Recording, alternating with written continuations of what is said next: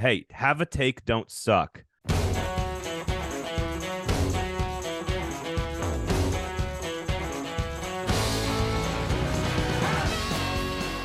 Welcome to Fringe Element here on the 440 Sports Network. My name is Braden Gall. You can follow me on Twitter at Braden Gall.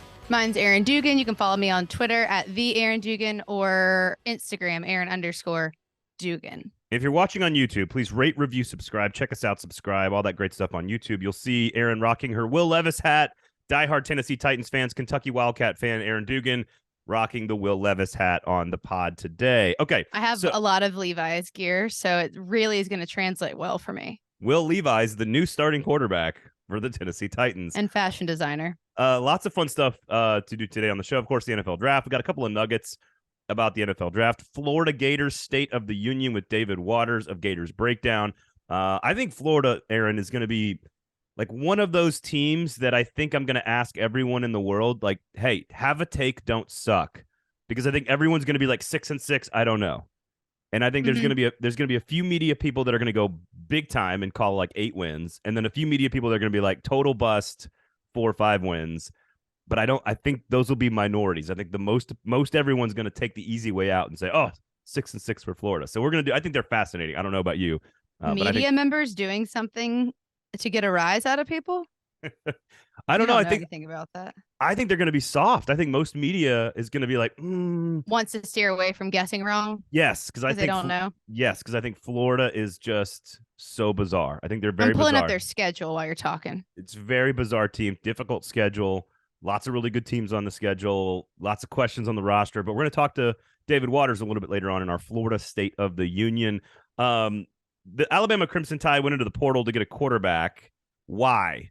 We'll discuss that coming up a little bit later on, amongst all the other bizarro headlines that are taking place, of course, in Tuscaloosa, Alabama. The SEC permanent rivals have been reported on by Ross Dellinger of Sports Illustrated, so we've got some quick thoughts on that. And, again, some NFL draft nuggets here to start. And I've got, by the way, here you go. For you South Carolina folks, that I know you think I did like you guys did something wrong to me. You did do something wrong to them. No, that they did something wrong to me and that I somehow now hate them, which I do not. It's just not true. I am going to, for you South Carolina people, I've got a miniature rant against Tennessee today, against the Tennessee quarterback. How about that? 2 wrongs make a right, everybody. You heard it here. Thank you, Braden, for that. See, here's the irony of this. Neither one of them is wrong. I'm just right both times. Anyway, okay. I love working with you. An NFL draft. 17th consecutive time that the SEC has had the most players drafted. Shocking. 62 players drafted. 65 was last year. 65 the year before that. 65 is the record. So not quite as good as their own record, Aaron. But here's the numbers over the last 3 years in the SEC. The SEC has had 192 players drafted. That's almost an entire NFL draft. That's a lot. In the last 3 years. The Big Ten is number 2 with 147, so like 50 fewer players. The ACC is number 3 with 96 players. So the SEC has twice as many players drafted as the ACC, same number of teams in the conference, important to note. Pac-12 with 80 players drafted, and the Big 12 with 76 players drafted. The SEC has won the last 4 national championships. They won like almost all the BCS titles other than like USC once, Ohio State twice, and Clemson a couple of times. They've won basically everything. They have the most money, the most fans, the most attendance, the most NFL players, and the most championships. I'm like, what else does are SEC fans just ever going to be tired of this? Maybe this is such a dumb question because I'm in my own head on all of this stuff. Are they going to start rooting for Missouri to win the national championship? Like what exactly is next? Who is they? Because I think you're really underestimating SEC fans' need for interest. Everyone would be happy if their team just blew people out of the water year after year, game after game. But if you're watching the SEC as a media member or as a spectator, just that has a little bit less bias, you're like, let's make it interesting. Everybody else is like, we'd love to win with like by 45 with like I know injuries. Fans like to win championships. I get it. They never get tired of that. I get it. Don't. But although I get tired of watching it. Yeah, but it's like, I guess Texas and Oklahoma, right? Like that's the next thing. The next thing is like, oh, let's just turn 2 Big 12 teams that have won 2 championships in 40 years, and let's turn them into national champions. Like, it's just, I don't know what the next thing is, because I know Bama fan is, and this is sort of the beauty of the SEC. Like Ole Miss fan to Mississippi State fan are always going to live to beat each other's ass at the end of the year. That's it. Yes, like that's that's their. true. I totally get that. But like, there's part of me as a fan of the conference, as an alumni of the conference, and as a fan of college football, that now it's just like, let's just see how deep this league can roll. Is where I'm at now. Like, I want to see Ole Miss win a national title. Arkansas. I think that would be so fun if we could get to that place. You know who I want to see? You know who I'm actively rooting to see win a national championship now? Don't make fun of me right now. South Carolina. Oh, see, I'm serious though. Like, you're what so else toxic. You're so toxic. No, for them. it's not. It's Don't not, take them back, Gamecocks. Don't take him back. He doesn't deserve it. It's not fabricated though. I'm serious. Like, and again, you're right. I'm probably like, this is like media galaxy brain here, where I'm just like so bored with the amount of domination that the SEC exhibits in these sort of conference by conference conversations in almost every single possible metric. And I know that Big Ten fan loves their teams and Pac-12 fan loves their teams, and I get it. But it's just, there's not a single measurement that indicates that the SEC is not far and away the greatest of all time. And now I'm just like, how can we really, really put it out of reach? You know, how can we make it Georgia TCU? Yeah, well, and that would be an Ole Miss South Carolina national championship game. would. I don't know if you can go this far yet, but I do think you're just gonna have to let the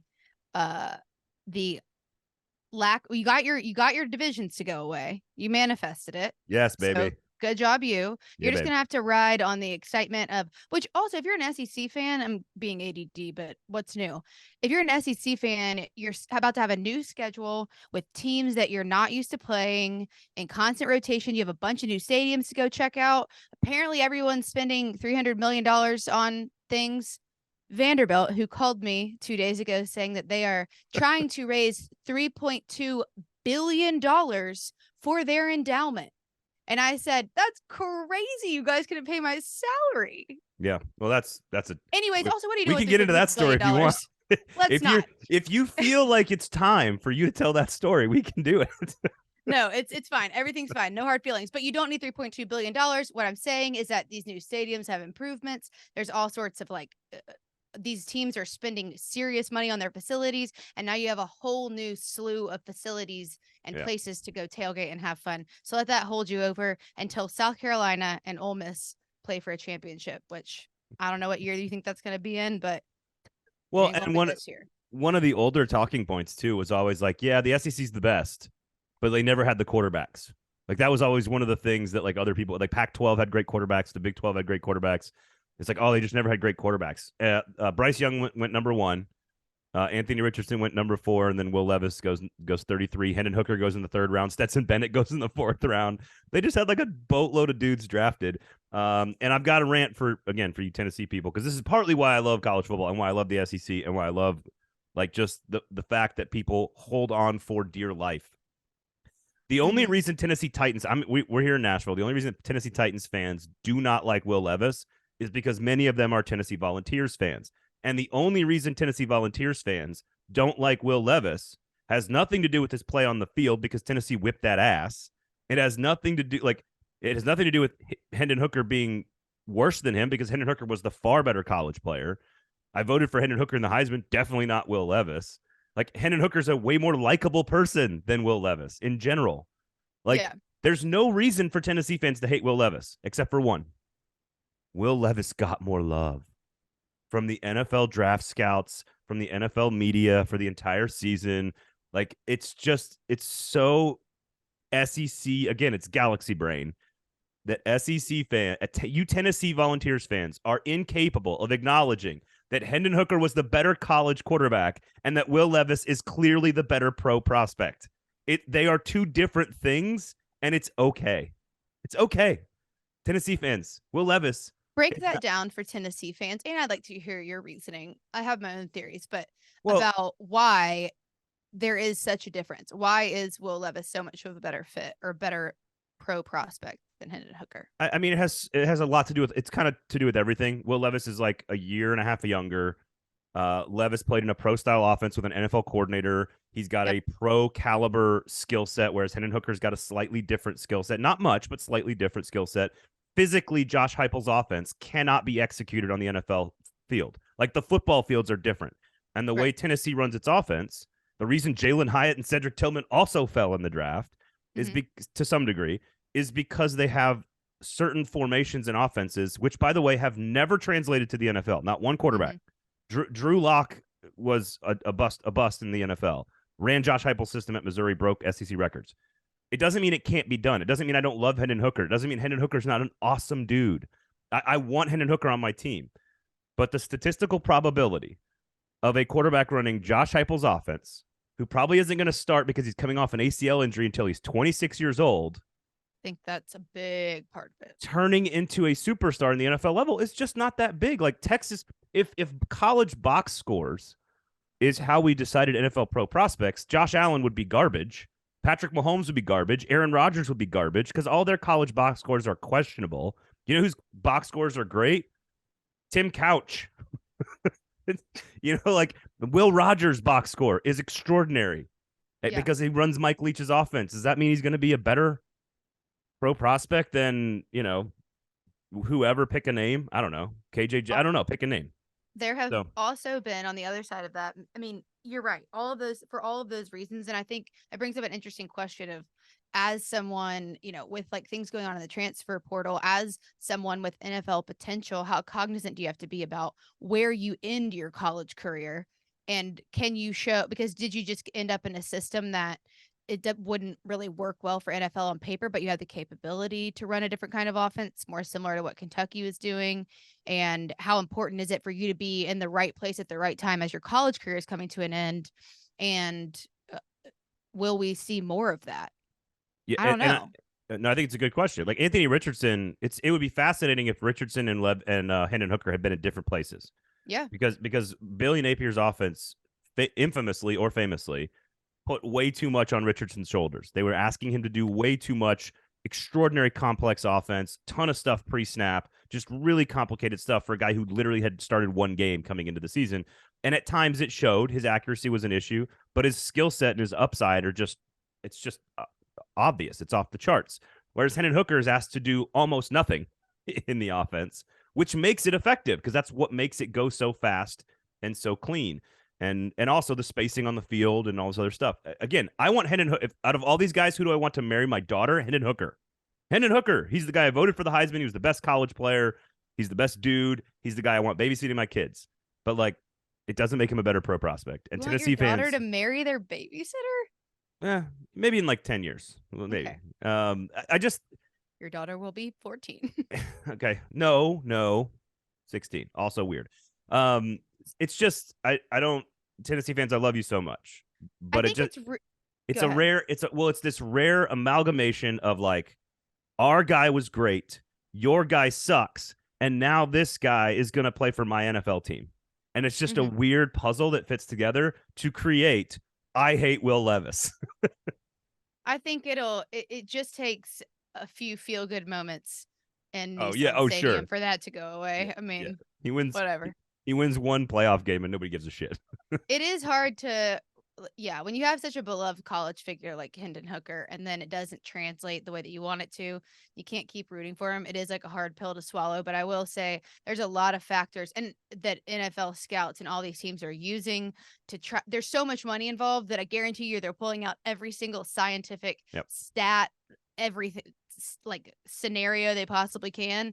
And then, I mean, even then though, we have seen scouts and teams miss serious talent and let them fall because they did try, I think, sometimes to base it too much on whatever. It's like a banker giving you a loan. It's like they want to see proof. It's like, well, you can tell them everything but potential.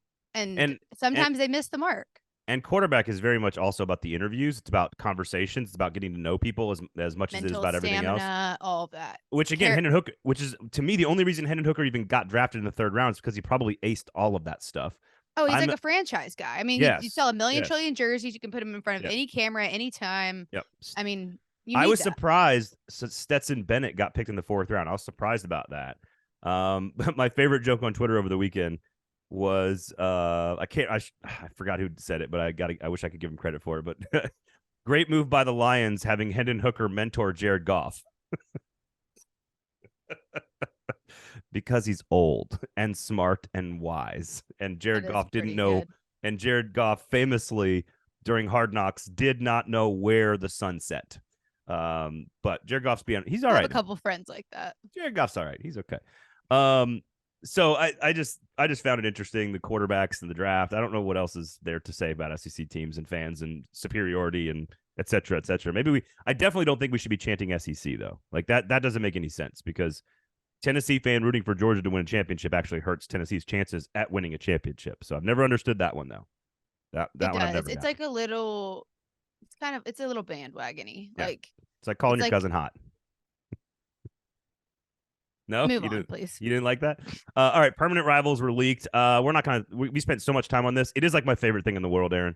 Like, we can talk about people that got screwed and people that were delivered a fairly light load, and then we can move on. It's one of my favorite. I love, for some reason, scheduling. And again, we also got the schedule for the college football playoff. Oh, I thought you were gonna say you didn't want to do it. I was like, this is kind of like your jam. No, it's my favorite thing, but we've done it so often that I'm trying not to like spend an hour on it. Who got the luckiest? For their three opponents in the 3-6, 6-3, whatever. Well, luckiest based on like how good they should be, or luckiest just in general. Because, like who got off the easiest right now? Ole Miss will play Mississippi State, Arkansas, and LSU. That's not that easy. But that's like one of the easiest sets of three. But that's also okay for me because Ole Miss is not a team that wins championships, despite our trying to will them to victory this episode. Like you see it, like Missouri will play Oklahoma, Arkansas, and Vanderbilt. That's one of the easier paths, but I'm okay with that because it's Missouri. Yeah. Arkansas gets Missouri, Ole Miss, Texas, also not even close to the worst as of now. Right. Exactly. Of the best, like Alabama has by far the toughest trio of opponents. Auburn, LSU, and Tennessee. Like I think that's they're one of the only programs on here that got all three big boys, quote unquote big boys, which is like the 9 teams that have won a national championship since integration.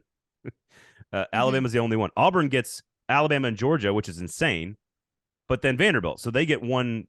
No offense, Aaron, but they get the easiest team. You're not offending me. They get the easiest team. I actually think Tennessee got a really easy draw. If you're going to give them Alabama, South Carolina, and Vanderbilt, I think they got a sneaky easy draw unless South Carolina starts, really taking it from like making a bowl to like winning 9 games.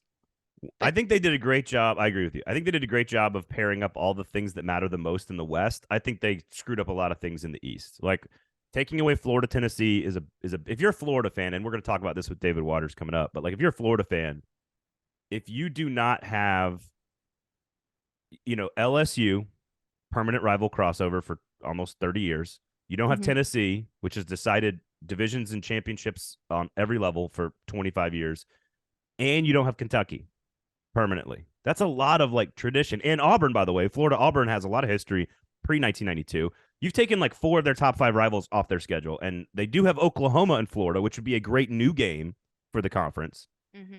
And South Carolina's a fun game for them, and Georgia's the cocktail party. It's great, but like Florida's feels a little weird. We'll talk a little bit more about it later. Weird. Honestly, Vanderbilt feels weird to me. We're not used to playing Auburn. I'm like, what do we do with that? And then Missouri is not exciting. Like we always have played Ole Miss. It's always been our crossover, and it's always a close game. So I'll be bummed about that one. I mean, maybe that's not really one you talk about. You talk about Vanderbilt, Tennessee. No, but the most bow ties ever at a game is Vanderbilt and Ole Miss. Like so douchey. No question. I didn't say douchey. I meant like preppy. I did. Well, I didn't mean it that way. I just mean like they're the two like if we're gonna wear suits to a game, it's gonna be Vanderbilt and Ole Miss. Like those are the two programs that would do it. I think you guys did get screwed, frankly, Vanderbilt. Having to play Tennessee and Auburn as the quote unquote worst team in the league out of 16, to have to play 2 of the top teams, and again, top teams meaning like the top 8 or 9. Sure, they don't have like a Georgia or an Alabama or LSU, but that also could be short-sighted. Like in 5 years, it could be Tennessee and Auburn that are running this conference in 5 years. You just don't know what's going to happen. I know. I feel like either putting South Carolina or Ole Miss in there would have made more sense to me. But I agree with that. South Carolina gets Florida, Tennessee, and Kentucky. Okay, that feels cool. I like that. I like that. That's like right in the middle, unless I mean, but it's still difficult. Like Florida and Kentucky are good, but they're not like absolute mark the L on your calendar. No, I mean Florida, Tennessee, and Kentucky. I mean that again. I just think that's good quality football. And again, also have to say this every time: they're all going to play every other team that's not listed on these 3 permanent rivals as twice every 4 years. So like you're still going to play. So it's like it's going to be fine. To your point about the Ole Miss Vanderbilt game, the Kentucky Mississippi State game I think was protected, and that's kind of a weird one. So like it's not going to be perfect. You can't make it perfect. You can't make everybody. You cannot make everybody happy, except for Texas. Texas gets its 3 biggest rivals. It gets its 3 biggest rivals. It's tough. I mean, it's really tough. A&M, Oklahoma, Arkansas. There was no way they weren't gonna to give those. And then Oklahoma, Missouri, of course, they were gonna play those two because old Big 12 rivalry there. So like, there's some stuff that makes a lot of sense. Good job. Yeah, I mean, I don't know how you really do it better than that, but I still have some questions, but whatever. I would make some small tweaks around the edges. Here's the one thing we can't agree on. I don't know what you think about this. The fact that there are even still rumblings, rumors. If there is one report about a 1-7 8-game model, and they don't go to this 3-6, which for almost every reason is terrible, except for like the worst 2 or 3 teams in the league trying to get to bowl eligibility. Every conceivable reason this league has is to go to the 9-game schedule and to go to the 3-6 model. It is 10 times better than the 1-7, and that I at least feel very comfortable saying. That's where I think we'll end up, right? Yeah, I hope so. I hope so. There's some like tremors of like, oh, but what about the 1-7? And I'm like, God dang it. It's like, sounds terrible. Honestly, like from a TV perspective, there's just so many more storylines when you have some consistency. And I know that might seem minuscule in the large, but nothing about TV takes a backseat to anything. I just think it is about telling a story. And if you keep some tradition and try to build new ones, TV broadcasts are going to be better. And I think that matters. Season ticket sales will be better. Better resumes to get into the playoff. More money can be made from TV partners because games are going to be better. Like there's again, Vanderbilt wants to get to bowl eligibility. I get that. And having to play a 9th conference game makes it harder on them. I get that. But I'm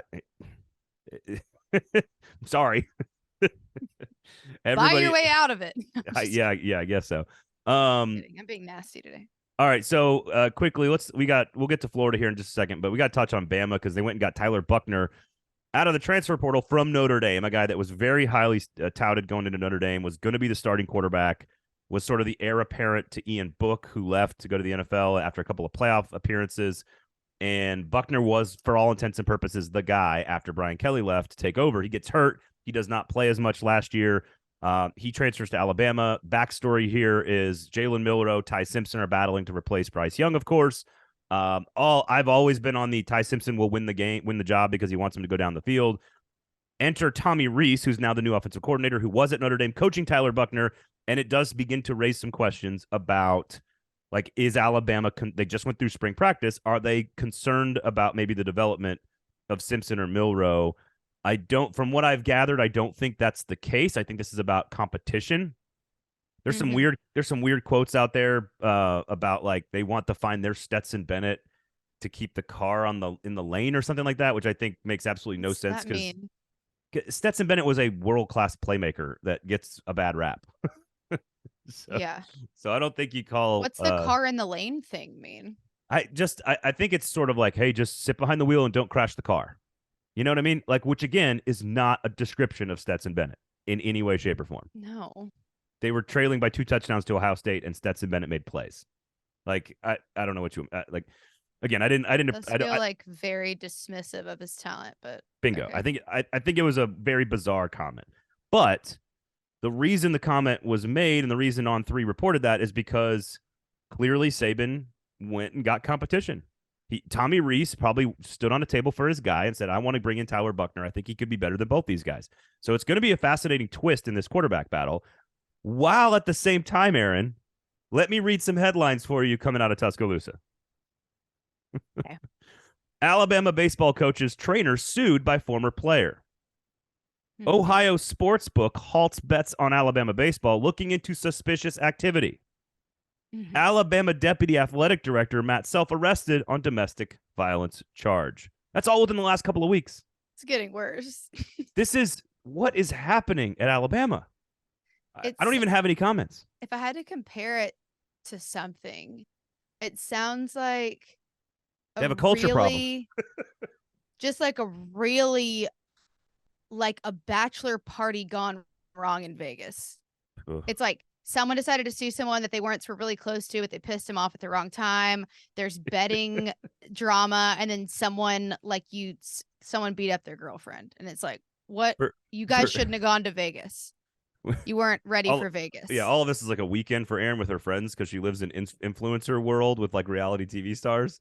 Minus that last one. My friends don't minus that last one. each other. Yeah, minus the last one. And none of them so far have sued each other, but we'll give it a year or two. Are you sure? I'd have to think about it, but I don't think so. She took a second. I find what's really interesting is that the gambling thing was picked up so fast by like this integrity board in Vegas, and then the Ohio Sportsbook pulls it off the board super fast. I guess it was the Bama LSU game this weekend, and they're like one of the pitchers was pulled off before he was supposed to start, on Sunday or something like that. They go up, LSU goes up big, Bama comes storming back, but the game had been pulled off the board. I find it actually quite reassuring as someone who also likes to wager occasionally that I think if anything ever got into basketball, it's way too easy to detect. I think if one player's throwing the game, there's only 10 out there. It's another thing. Like if one of these quarterbacks in the SEC is on the take or is throwing games or whatever, I just feel like if they can pull a college baseball game off the board in a matter of hours because of quote suspicious activity, there's no way we're gonna have quote unquote throwing of shaving points in college football, because I think that shit would be figured out. This is part of the beauty of it being legalized, is that people are going to learn about this shit real fast. Oh, yeah. Well, and also just think, who freaking knows? We don't even know anything that begins to graze the surface of what's going on. But now I'm like, everything going on with AI and stuff, like all this stuff coming. I can't even, I don't get it. I just don't. It was actually Chat GPT earlier that said something about its cousin, not me. It was not me. What I think is interesting is, like, I also don't have a problem with people gambling on their teams to win. Like, is that weird to say? Like the whole Pete Rose thing where he like bet on his own team to win games. I'm like, what? Wait, that makes it more fun. You're going to go out there and play harder? Like that's okay to me. I honestly, it doesn't. Oh, okay. Yes, I'm with you. For some reason that wasn't registering right off the. No, it's like if Alabama is favored by 17.5 against Arkansas on the road, and all of a sudden Bryce Young throws a pick 6 on the last play and they win by 14, that's where I'm going, wait a second, that's not good. What happened? Now, the difference is that they're also not college kids that are like scrapping for their own food anymore, which is also a major difference changer in this environment that we live in. They're all driving $100,000 Jeeps. So there's a lot of reasons why I think I'm totally comfortable with gambling on college football, because I think it's totally on the up and up. Am I naive? No, not at all. I never got to bet when I was working in collegiate sports, and so I think it's so fun, but the newness hasn't worn off. Yeah, not at all. But also when you win $2,000 on a 7-way SEC parlay, when you bet one time $10, so yeah. I know. I told my dad I'm really good at betting. Folks that are listening, rate, review, subscribe. The number that she won has gone from 400 to 700 to 1,400 to $2,000 in a matter of a year. It actually wasn't $2,000; it was 1,700. But it was a 5-way parlay. I said 7 for. See, just the story, just the mythology. Well, I'm admitting it 5 seconds later, so it's I wasn't gonna take it to the grave. 5-way parlay, 1,700. Not bad. I need a receipt, dog. I need a receipt. Okay, for that I got it. All right, it's an app for that. Show me the receipts. In either way, I think it's interesting. Are you concerned, Bama? Bama quarterback situation? You concerned about, before we get to Florida? Are you? Is this just, hey, we want some good competition, we want a veteran presence, somebody that Tommy Reese knows, or are you actually concerned that, hey, maybe LSU should be the favorite in the West because Alabama's quarterback situation isn't as good as we thought? I would never leap that far just because of that. I do think LSU is going to be really good, but I don't think I would make that leap based on them bringing in another quarterback. I think it has a lot to do with the previously established relationship, and also exactly what you mentioned with Nick Saban. I mean, it could have gone a few different ways, but I picture, the talent being sold to him. It's like, I really want to bring this guy in. Talking about his new OC, he's like, okay, why? I'm sure he gave him full rundown, and then Saban, no matter if he's going to start or not, is like, fuck it. I mean, I agree with that. Let's try it out. And I mean, we've seen Nick Saban utilize multiple quarterbacks in a very productive way in the not so distant past. So I think there's an opportunity to maybe, for multiple people to play a role on that team. But I think competition had a lot to do with it, I would assume. I thought it was interesting that he went into the portal and he sort of announced, like, don't contact me, which you can do. I'm going to don't call me, I'll call you. And it basically indicating that he sort of is going to be extremely particular about where he wanted to go and who he was interested in. I don't want to waste your time. Don't reach out to me. I'll reach out to you and we'll talk. And then like a day later, he's at Alabama. So like it felt very organized, premeditated, whatever you want to call it. Not in like a nefarious way, but just like, hey, he probably texts his old quarterback coach, his old OC. Hey, Tommy, what do you think about Jalen and Ty? Are they as good as you think they are, or do you want me to come down there and ratchet up the competition? And honestly, it's very possible that a text just like that was sent. Right. And just Tommy's like half shit talking and like, right. And you think they're that good? All right, try it out. And Tommy's like, come on down, dude. The more the merrier. Let's go. And Nick Saban's like, fuck if I care. Or Tommy could have been like, you're going to get your ass beat and I can't wait to watch it. But if you want, but it would have been all friendly banter, I'm sure. But also you kind of got to give him a nod, even if it felt like a little premeditated. I mean, maybe he just was trying not to waste other people's time.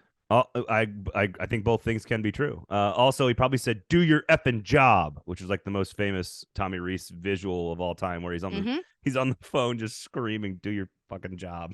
Got his point across. Oh, it's so funny. So funny. Go, if you don't know what I'm talking about, search Tommy Rees GIF, probably. GIF. I think it's pronounced GIF. It's GIF. Well, the creator calls it GIF. So who's the creator? The person who invented it. Who's that? Calls it a GIF. Just Google it. I don't know the person's name. Do you doubt me on this? Do you doubt me? If doubt me. You know how to pronounce it or not? Doubt me right now. The creator calls it GIF.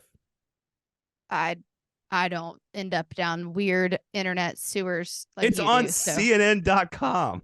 Like it's not some like receipts, please. This is not Discord or 4chan. Okay, we're not in the darkest corners of the dark web here. It's just like the guy who created it calls it a GIF, like the peanut butter. Anyway, all right, Florida Gators. Before we get to David Waters of Gators Breakdown, I don't have a ton to say. I will admit that I am one of those media members that has no clue what to expect out of the Florida Gators. That if it sounds like I'm copping out, that's fine. I don't have a clue. There's a lot to like about Florida always, and Billy Napier, and there's a lot of questions. Yeah. I feel about Florida like not the chaotic question mark that I normally do with LSU, but they're kind of filling that niche for me of I don't really know what to do with you. But it's not in like a bad way of like, I don't know if your administration and your program can get their shit together, kind of like you got the talent, but I don't know what you're going to do bad. It's like, I just don't know if you're there yet or if it's going to take it a little longer. I think that chaos angle is interesting because Auburn is obviously the poster child. LSU's there. Tennessee's like that as well. I think you're absolutely, I hadn't thought about this, but I think you're right that it's more just like maybe they're not good enough. Yeah. It's not that there's chaos or culture problems or any of this other stuff. It's just like, oh, maybe they're just not that good. And yeah, it feels like just a build. It just feels like it's building to me. It doesn't feel like it's going to hit the fan because people are doing weird shit. Well, and David has a really interesting comment in our conversation. When I asked him about expectations, he had a very interesting answer about how the fans are acting today versus how they were acting at this time last year. So very interesting stuff from David. Oh. So with that in mind, that's called a tease. With that in mind, here was our conversation, our Florida State of the Union post-spring. Avert your eyes and ears, Florida Gators fans. Here was Uh-oh. our conversation with David Waters of Gators Breakdown. David, welcome to the show, man. Always good to see you. Always good to have you. How are you? I'm good. I'm good.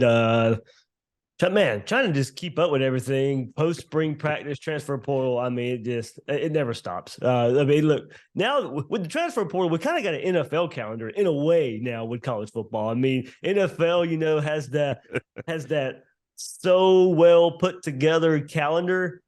Well, the calendar needs some work in college football, but now there is more content. They just gotta help these coaches out a little bit. I know they get paid a whole lot of money, but man, it's never ending right now. If we could just put all 14, maybe 16 coaches into a room at the same table while they select the 3 permanent rivals in real time on camera, sign me up. All right, and actually, you know what? I'm going to ask you about that a little bit later on in our conversation. Okay. But I want to start with sort of a combo question about the draft that's packaged with the offense of Billy Napier and Anthony Richardson. So I guess the first question is just like Titans fans here in Nashville are very upset about Will Levis. Obviously, C.J. Stroud, Bryce Young, extremely talented. Richardson might have the highest ceiling of all of them. So why is Anthony Richardson going to be an excellent NFL quarterback? Why is it that he will reach that potential? But then I want to package that with what is it about the offense last year, Billy Napier putting so much stuff on his plate that maybe allowed him to maybe not play as fast or for the offense to be stagnant at times? Again, we'll get to personnel issues, but I don't know if that question makes sense, but why is Anthony Richardson worth the fourth overall pick? And maybe why did the offense struggle as much as it did at times last year? Yeah, first of all, I think you've probably got to put it into it was only he started 13 games. He started the one game in 21 versus Georgia, which was, was going to be a disaster. And it turned out to be a disaster. And then, finally got the starting quarterback role in a new offense, and an offense that I think he was able to take advantage when Florida wanted to go deep. He has the arm strength to do that. They unlocked Justin Shorter as a downfield option last year. But then it was kind of the short intermediate throws where Anthony Richardson really struggled. A lot of the slants that I think he's going to have to hit in the NFL. His next step of his progression as a quarterback needs to be that short intermediate passing game that he just really struggled in college. And I know you mentioned personnel. I think personnel had something to do with it, but also he was inaccurate over the middle. I mean, guys would have to slow down to catch a ball, or passes would be out of reach, or if they did catch it, they'd have to slow down and catch it, and kind of limiting yards after the catch. So I do think this Gator offense could have been a little more explosive if Anthony Richardson would have been a little more accurate in that short to intermediate range. So no issues with going down the field. I mean, we've seen that all throughout his career. We saw it at the combine. We saw it at his pro days when he hit the roof on the indoor. The arm is no question as far as power goes, but he's going to have to learn to tame that arm, know when to take some off, be accurate in that short to intermediate range. And I think Billy Napier's offense kind of, was limited in the passing game in that regard, just because of the limitation of Anthony Richardson not checking down to his running backs at times as well. I thought was, Florida would have a running back wide open, but Anthony Richardson just seemed tunnel vision, focused, that he wants to go deep. And maybe that's because of what he was confident in. So I do think, when he goes to the Colts right now, it's going to have to be a confidence in the next step of his progression to hit that short intermediate range and not live off the deep ball. So I guess a lot of the reports, and I think it's pretty obvious, Billy Napier's got a pretty complex offense, and that's throwing a lot at an inexperienced player. I'm not going to call him raw. I'm going to call him inexperienced. Yeah. What is it that we think we've learned about Billy Napier's offense? What is it that you think Billy Napier has learned about his offense? Is he going to change or evolve at all going into a year where he does not have the same talent at quarterback, but a similar collection of supporting cast members? Right. I mean, I think an offensive line that's going to be good. They had to figure out the right side. That right side does worry me coming out of spring football right now. But, you got two really good running backs I think Florida's going to lean really, really heavy on.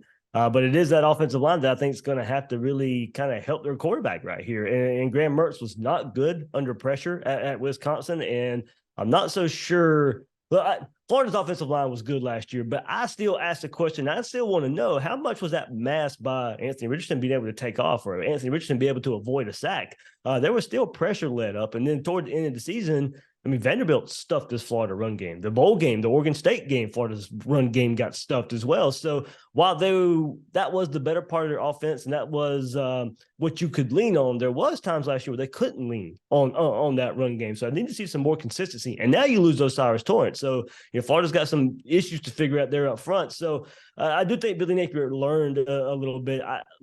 I do think coming out of a year ago, kind of going behind the scenes, Anthony Richardson's spring game performance as well, there's probably too much put on Anthony Richardson. And I think that we saw it in the Utah game 1, but then the very next week versus Kentucky, Billy Napier didn't dial it back. I think he thought Anthony Richardson would just get out of that funk and make a play happen. And that play never came. So I do think he was putting a lot on the quarterback position last year, maybe a little too much confidence in Anthony Richardson. This year, I think he knows that there probably is some limitation with Graham Mertz. There is an offensive line that needs to be figured out on the right side. And so I think in the combination of it all, I don't think the deep ball is going to be there like it was with Anthony Richardson last year. So this is going to have to be, I think something different we may see this year is getting those running backs involved in the passing game and a more short, quick passing game. Because I'm not so sure this offensive line has proven right now that they can hang tough in the SEC and go block for a solid 3-4 seconds consistently. I know Florida fans know about Mertz's background, but maybe the rest of the SEC doesn't know. This is one of the highest rated recruits to ever go to Wisconsin. Really, really big arm, really strong arm. Just never quite as accurate as he needed to be. Is he just a stopgap for this year? Is there a chance he loses the job? Is there a chance he has his best season? What are expectations for the quarterback position? And if they're not answered, is it just another year where we're kind of going, what's going on with the offense? Year 2, Billy Napier? Yeah, I hesitate on that just a little bit because all in all, I do think the offense was good last year. It wasn't excellent. Don't get me wrong. There were excellent moments, but it wasn't excellent. If Florida has an average defense, we're probably looking at a 8, maybe 9-win team with an average defense, but that defense wasn't there. But I do think if we move forward, there are a lot of questions going into this year with Graham Mertz. Absolutely no question about it. And Braden, I liken it to for the scary proposition for Florida right now is 2 things can be true at the same time. Look, the Wisconsin offense did Graham Mertz no favorites whatsoever.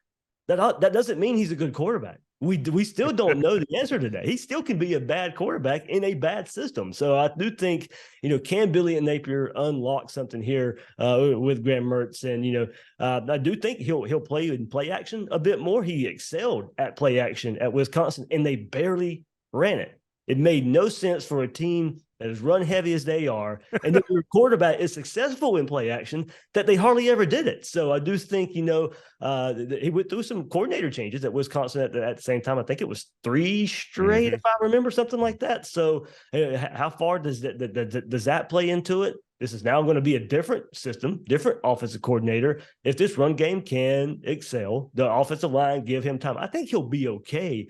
It's just there cannot be too many times where the game is put on his shoulders. That would be the worrisome part for me. He's not the quarterback that's going to make the 10 players around him better. He needs the 10 players around him to make him better. Yeah, that's why there's an entirely new coaching staff in Madison, Wisconsin right now. But there's no competition, right? Like, he's the guy.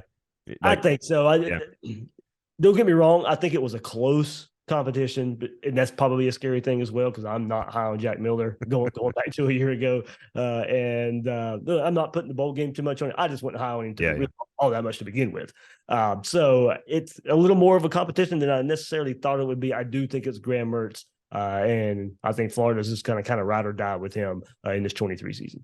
So Austin Armstrong hired as the defensive coordinator. This is a guy, the youngest coordinator, I believe, in all of college football. He's like a combination vocally of like Jimbo Fisher and Steve Spurrier. He's already talked about growing up dressing like Spurrier. Like, he says all the right things. He's clearly on a rocket ship in terms of his trajectory. Is this like high risk, high reward for Billy Napier in terms of what he's trying to accomplish with Austin Armstrong? And how much faith do you have in a young guy his age, younger than both of us, to go in there and actually fix what is a major problem for the Florida Gators? Absolutely. This defense has been nowhere near what Florida fans have expected since 2020. I mean, you go back to the COVID year, and it's just been a terrible defense to that point. And yeah, now you're putting a whole bunch on a young guy. Now, look, I do think there was going to be a natural progression going from year one to year two for this defense to be better. I do think that can be accelerated a bit with Austin Armstrong. His demeanor, hype has been the key word with him coming in, and I think we saw it in the spring game a bit. Players have fed off of it a bit. And I'm going to give a little bit of credit to Billy Napier in that spring game. He didn't call the dogs off. He let Austin Armstrong go out there and be aggressive as he wanted to. And he wanted his quarterbacks and his offensive line to kind of face that in that atmosphere. So I credit that. And it wasn't just bringing 5-6 guys and blitzing and overmatching numbers wise with a defensive performance. It was using those famous terms right now, simulated pressures and creepers, and they were bringing 4. You just didn't know which 4 were coming, and there was a lot of confusion for that beat up Florida offensive line in the spring game, and that had kind of been a theme throughout the spring practices. They are going to be aggressive. They're not going to stand by anymore and let a pass happen and 6-7 yards just. It happened way too much. Too many plays were just given to an offense. I don't think you're going to see that with Austin Armstrong. That doesn't mean it'll be better, but it will be more aggressive. You will see players flying around the ball a bit more. But I do think Billy Napier, he is putting a whole lot on his early tenure at Florida. Patrick Toney, he brought in as the first-time defensive coordinator at Louisiana, brought him to Florida. There was not a lot of experience there. Now, you do have Corey Raymond in that defensive backfield who brings a ton of experience, a ton of SEC experience from his days at LSU. And now that translates to an even younger Austin Armstrong who, for all intents and purposes, was kind of, quote-unquote, maybe the defensive coordinator in waiting at Alabama when they hired him. Kevin Steele comes in from Miami. He may be the next guy to take over for Kevin Steele at some point, but even Nick Saban thought he needed maybe some time to learn. But Billy Napier says, you know what, we're gonna fast track it. He's gonna come be our defensive coordinator, and he learned under Kirby Smart for a bit. He was a defensive coordinator at Southern Miss the last 2 years, improved that defense. But we know Patrick Toney did not translate very well in 1 year from Louisiana to Florida. Well, let's see if Austin Armstrong can do the same.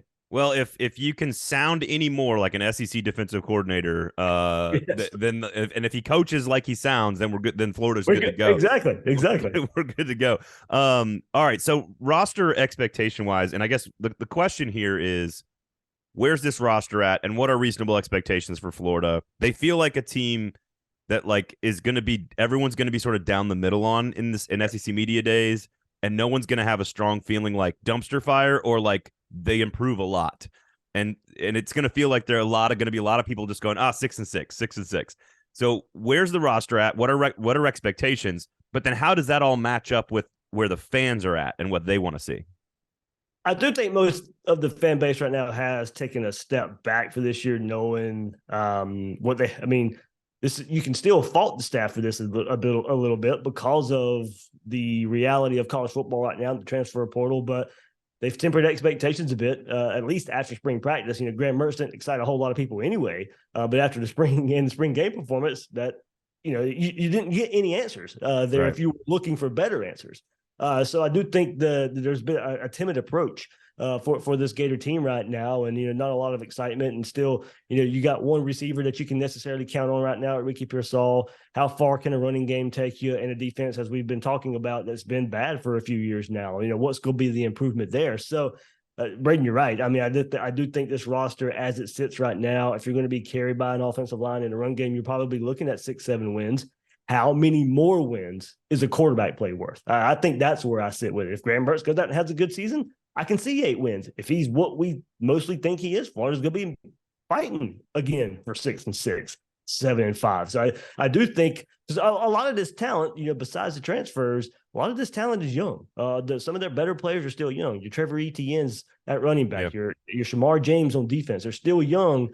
So I do think you compare that to what we've seen at Georgia the last few years, Tennessee kind of maybe figuring their things out, South Carolina, the way they ended the season last year, Kentucky and their quarterback there with Leary coming in from NC State. So you start comparing them to just SEC East, you can see where Florida's going to struggle, behind Georgia with games versus Tennessee, South Carolina, Kentucky that, history says Florida hadn't struggled with, but lately they have, and with questions on this roster, they're going to be fighting those teams. Well, and I'll say this to anybody who's willing to listen. This is as deep a middle class in the SEC as I can ever remember. There's a whole lot of 8-4 teams in this conference that aren't going to finish 8-4. Yeah. Missouri is going to be better, and Florida's had some weird ass games with Missouri over the years. Let me ask you about the permanent rivals, and then I'll let you get out of here, man.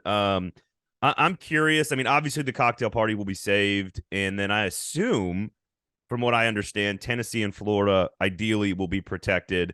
Do you get a sense at who the fans want as their 3 permanent rivals, and do you get a sense at who it's going to be? I think if the fans had their choice, Georgia, of course, Tennessee,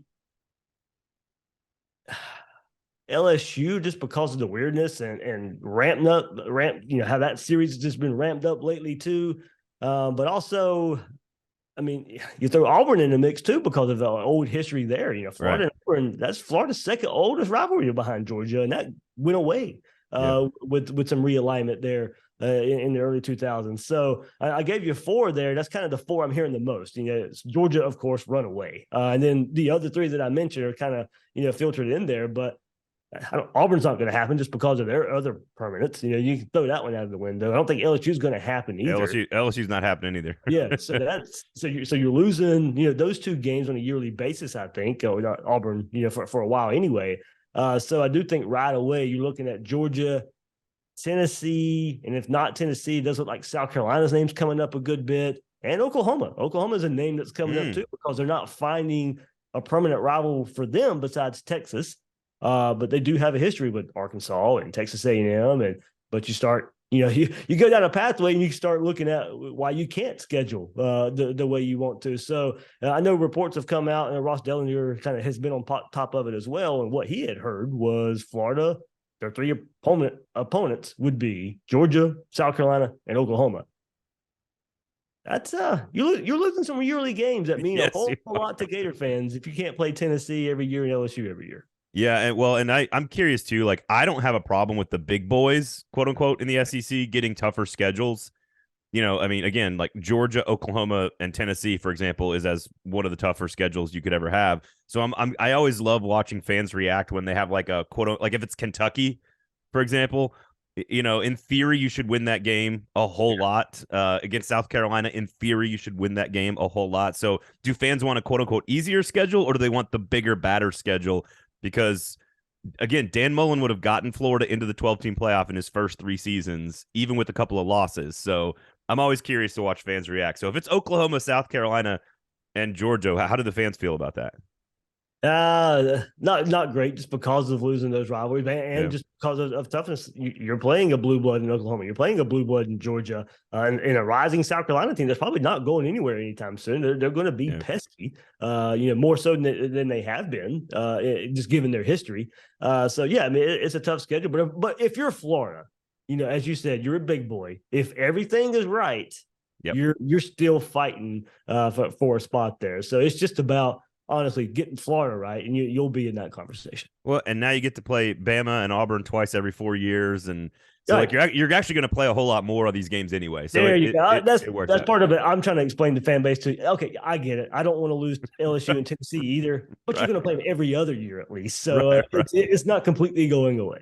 David, thank you so much, man. Of course, does great work down there. We appreciate your time. Thank you, sir. Thank you. All right, we just talked with David Waters of Gators Breakdown. We appreciate his time. I still have no clue what to make of Florida. I don't know. I learned a lot there. Their defense is a giant question. Austin Armstrong's the youngest coordinator in the history of Power 5 football, and he sounds like Jimbo Fisher and Steve Spurrier had like a coaching love child, which is amazing. I don't think the quarterback position is particularly great. I think there's some nice young weapons, but like I have no clue. I learned a lot about Florida in the last 20 minutes, Aaron, but I still don't have a clue what I think about their team this year. I think I'm probably going to pick them 6th in the East to go 6-6. 6th in the that was like yes. Is that the copyist of cop-outs? Yeah. What's your East? You gave us your East order rundown. SEC Media Days, man, and Athlon Sports. By the way, Athlon Sports preseason magazine is coming out like in the next couple of weeks, so we're going to do we're going to turn it around, and you get to interview me on the rankings because those are coming out. Ew. Those are coming around. Those are coming out soon. They are. And are we going to maybe do that? We're going to do Maybe, a show in maybe. studio because I run a podcasting studio and we're sick of being on Zoom. So we're going to do that. And maybe. Rate, review, subscribe. And we will keep you posted on when. But yeah, Braden, bring your magazine. We did that last year with the magazine when it came out. I think Vanderbilt 7 in the East, Georgia 1st in the East might be the only two things I've decided on in the entire 14-team conference. Besides That's it. Florida? Oh. Maybe Florida at 6 in the East, maybe. But I can make a very real case for Florida to be better than Missouri or South Carolina or Kentucky or Tennessee. I could also make a case that they aren't. So maybe the Tennessee and Kentucky argument would be tough. Yeah, well, the game's in Florida, so yeah. I don't know when the last time a Tennessee team went down to Gainesville and won. So well, we'll find out what you think because you got a magazine coming out with your stamp on it. Boom. And you're then gonna we'll have talk to about own those that. rankings. And I will own the rankings. I will own it. And if did you have any knockdown drag out fights with Lasso about it? And if I don't like it, I'll blame it on Steven. I bet Steven just like calmly and like controlled the long game wins the arguments. He's just like, well, Braden, I'd like to take some time to think about that actually. Yeah, exactly how it goes. It's actually exactly how it goes. Can we like take some time and go back to our own quarters and really think on it and then come back together? And then I bet he wins. Well, but here's the thing. One of us has to have final edit, and it ain't me. So he's like, thanks for weighing in. He's very gracious. We go back and forth, and he takes this into account. I will say this. There's one team in the East that I am significantly higher on than he is. And it's not South Carolina. And he has already admitted that he thinks he's too low on this team already because the magazine rankings are already done. And the magazine rankings are already out the door. It's being published. Or you can pre-order right now. Go to athlonsports.com. But he's already admitted, like, oh, dude, Braden, I think you're right. I think I was too low on them. And I think we might have picked the wrong winner in the West, but I'm not sure. Anyways, get your magazine anywhere magazines are sold. Pre-order. Real good sell. Athlonsports.com. Pick out the cover you want. Have it shipped directly to your house. And the SEC book, when you order an SEC cover, you get like extra pages. So order one with an SEC cover, obviously, for all you great SEC fans out there. Aaron, where can people find you? Oh, nobody can hear you, which is just the way we like it. It's just the way we like it. At the Aaron Dugan, what? At Aaron_Dugan. No, don't turn it off now. Turn it off. At Aaron_Dugan. Of course, at 440 Sports, at Braden Gall. Thank you all for listening. Thanks to David Waters for joining us. Rate, review, subscribe. Check out the YouTube page as well. Thanks for listening. We'll be back next week, everybody.